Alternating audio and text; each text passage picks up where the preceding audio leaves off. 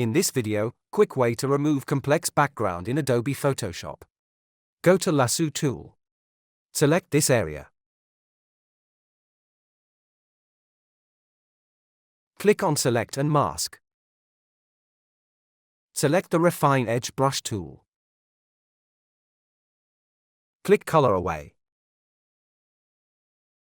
Remove this area.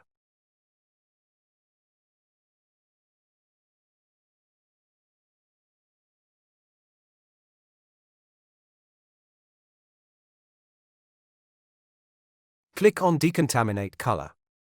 Press OK. You can easily change the background.